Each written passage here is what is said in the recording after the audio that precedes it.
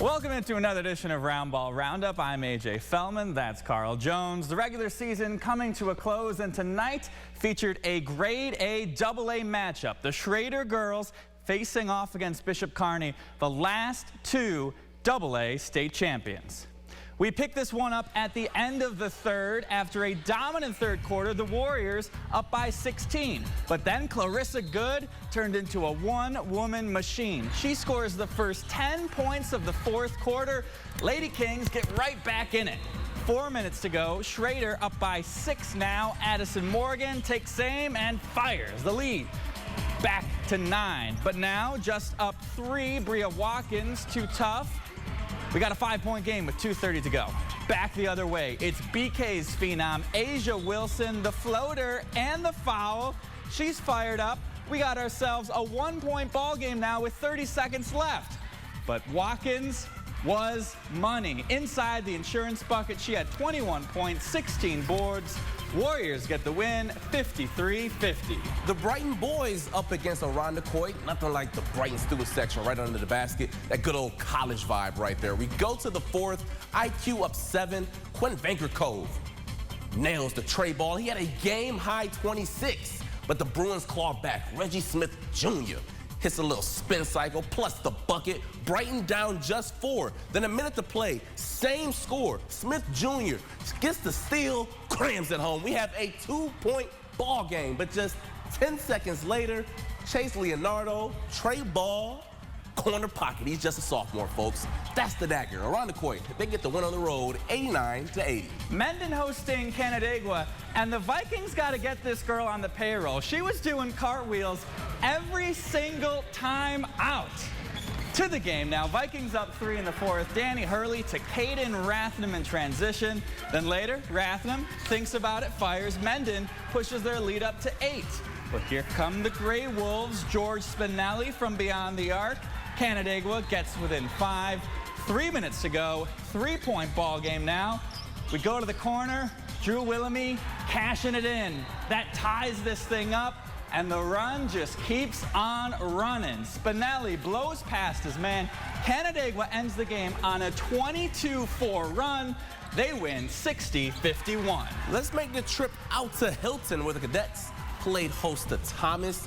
Early in the first, Hilton's going to force the turnover. Benjamin Sneddon is going to can the mid-range J. Folks, I promise that's not the last time I say his name, all right? Then a few trips later, Joseph Baller just takes over.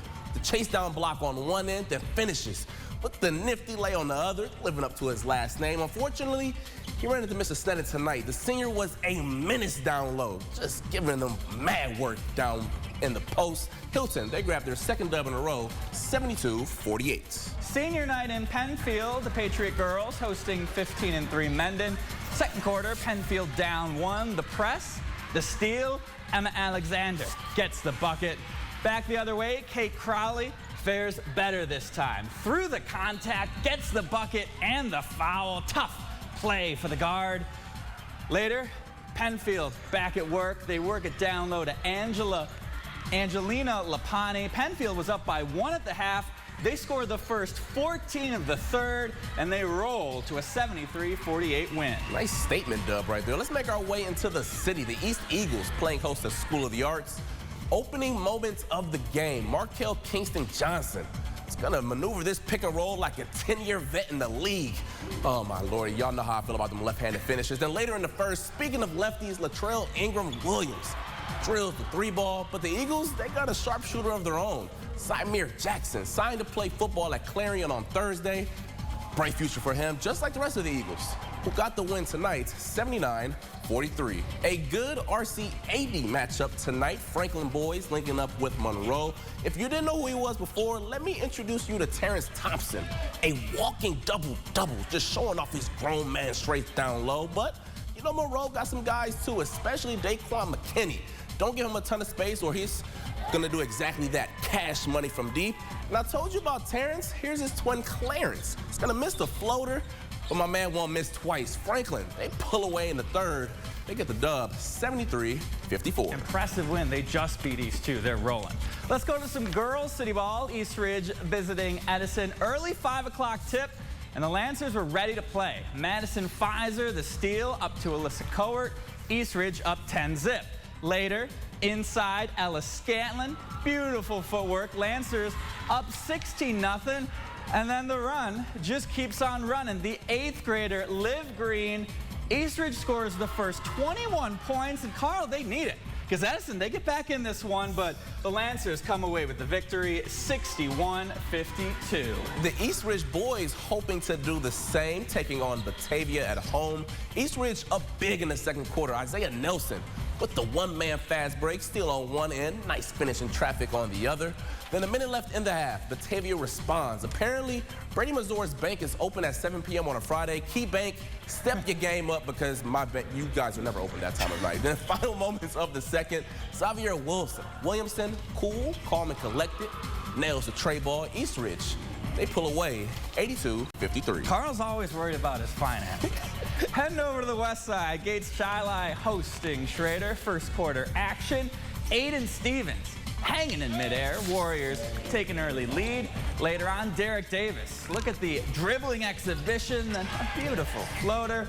But the Warriors got some moves too. Anthony DeRosa, the nice little Euro step for the football, basketball lax star. This one tight throughout, but Schroeder pulls away in the fourth, 59-54. And the Lions girls at East Rochester, my kicks of the night go to Soraya Eldridge. She scored her 1,000th career point in those fresh sneaks. We pick things up in the third. Lions go to their star player, Jayla Bell. Yeah, good luck stopping her down low. Lions led by 13 into the fourth.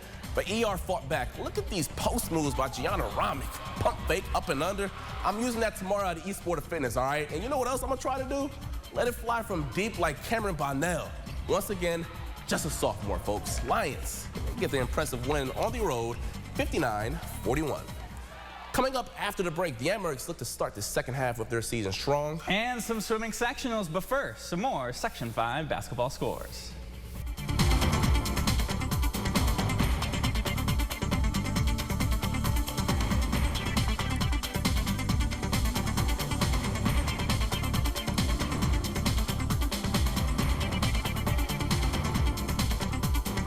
Coming up next time on Roundball Roundup, the playoffs begin as teams start their journeys to raise the little block they've been dreaming about their whole lives. We'll be off next week as we all take a break, but in 2 weeks, quarterfinal action. For Carl Jones, I'm AJ Feldman. Have a great rest of your night. We'll see you next time.